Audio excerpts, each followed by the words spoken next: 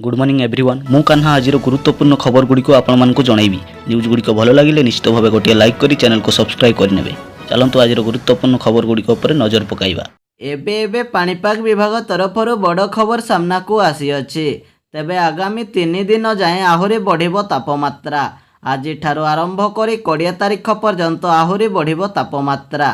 43 रु 45 डिग्री पर्यंत ताती बढ़ी पारे बोली पाणीपाग विभाग आकलन करिछि। बलांगीर टिटिलागढ़ बौद्धरे सबुठु अधिक तापमात्रा अनुभूत हेबा नहीं आकलन करिछि पाणीपाग विभाग। तेबे साधारण लोक गर्भवती महिला लोक वयस्क व्यक्ति छोट पिला दिन 11 रु 3टा जाए घर न बाहरिबाकू परामर्श देइछि पाणीपाग विभाग। सही बड़ी 21 एवं 22 तारीख रे केन्दुझर मयूरभंज सुंदरगढ़ आदि जिले में वर्षा हेबार संभावना रही अछि। परवर्ती अपडेट रही प्रति मासरे मिलिबो 1000 टंका केमिति मिलिबो जानंतु। तेबे सरकार एक बड़ योजना आरंभ करिसंती। योजनार नाम होउछि महिला सशक्तिकरण योजना। छात्र छात्री हुंतु कि साधारण जनता हुंतु प्रत्येक वर्ग पई भिन्न भिन्न योजना कार्यकारी करुछंती सरकार। तेबे विशेषकर वृद्ध शिशु एवं महिला मानक पई आर्थिक दृष्टि रखी योजना कार्यकारी करा जाउछि। एही योजना को वर्ष को 12,000 टंका देउछंती सरकार अर्थात मासकू 1,000 टंका लेखाएं दिया जाउछि। एही योजना रे शामिल हेबा पई निर्दिष्ट मानदंड रखिछंती सरकार। 21 रु 60 वर्ष होइतिबा लोक माने एही योजना आवेदन करि परिबे। आवेदन पई स्वामी स्त्री को Aadhaar card PAN card bank account सह आधार कार्ड लिंक होइतिबा निहाती आवश्यक। तेबे जाई आपण एही योजनार लाभ पाई परिबे। परवर्ती अपडेट रही दिन 11 रु 3टा पर्यंत खरारे श्रमिक मानक काम करबा पई मना करा जाइछे। तेबे तापमात्रा वृद्धि पाइबा जोगु ओडिशा एबे ततला कढ़ई रे भाजी हेबा सदृश परिस्थिति सृष्टि हेलाणी। एही समय रे श्रमिक माने खरारे काम कले अंशुघात हेबार संभावना रहिछे। एहाकू दृष्टि रखी राजस्व विभाग अतिरिक्त मुख्य शासन सचिव तथा सत्यव्रत साहू निर्देशनामा जारी करिसंती जे एणिकी प्रबल खरा अर्थात सकाळ 11 रु अपराह्न 3टा मध्यरे श्रमिकों को बाहर काम लगा जाई पारिबो नाही। एहाकू कड़ाकड़ी भावे पालन करिबाकू पड़िबो। जदि एही निर्देश रे अवमानना हुए तेबे संपृक्त अधिकारी दायी रहिबे एवं विपर्यय परिचालना आईन 2005 अनुजाई बड़ कार्यानुष्ठान ग्रहण कराजिबो। परवर्ती अपडेट रही बीजेपी घोषणा कला विधानसभा प्रार्थी तालिका।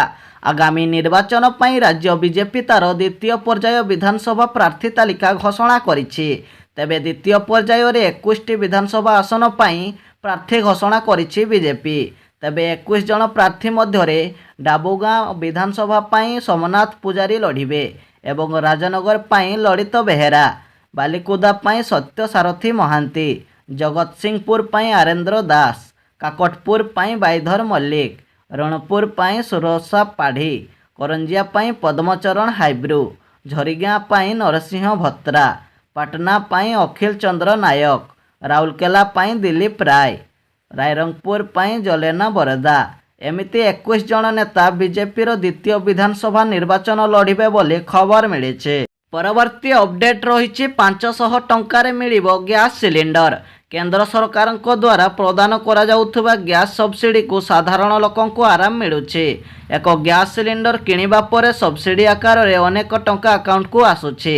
एबे राज्य सरकार मध्य गरीब लोकों मानक पई 500 टंकार गैस जगाई दउछन्ते।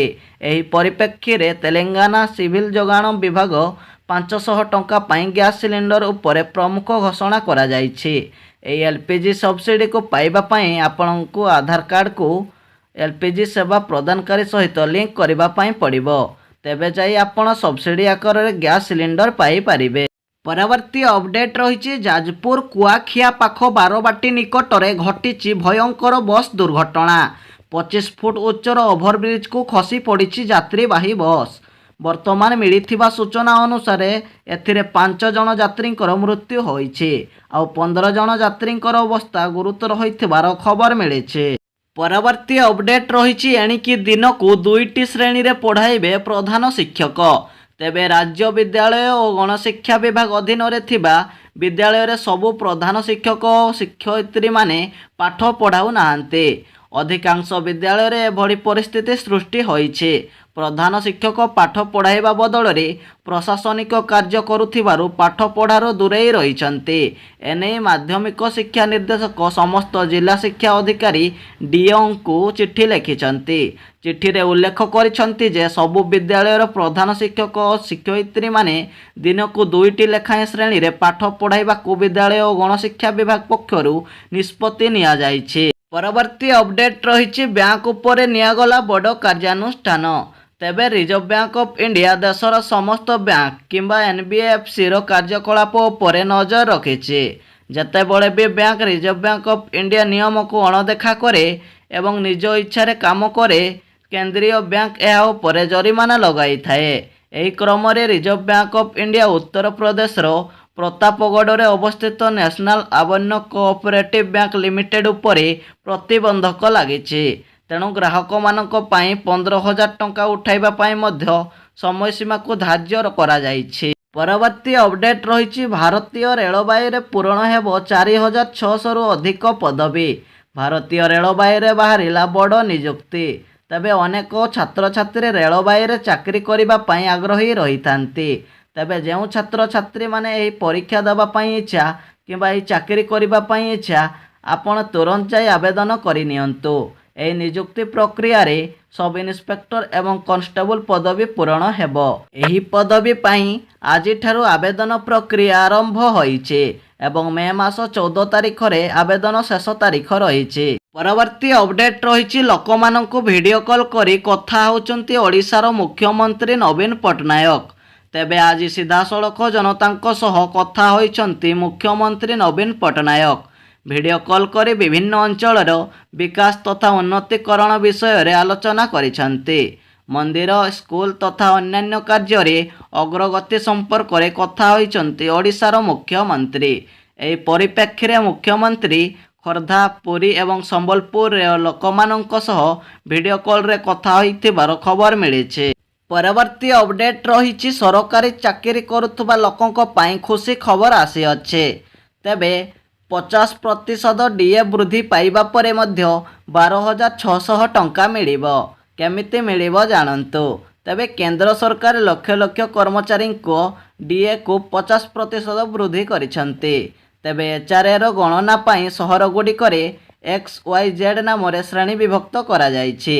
ତେବେ X ଶ୍ରେଣୀର ସହର ପାଇଁ HRA 10,500 ଟଙ୍କା ଏବଂ Y ସହର ପାଇଁ 7,000 ଟଙ୍କା ଏବଂ Z ସହର ପାଇଁ 3,500 ଟଙ୍କାକୁ DA ବୃଦ୍ଧି ପାଇବ।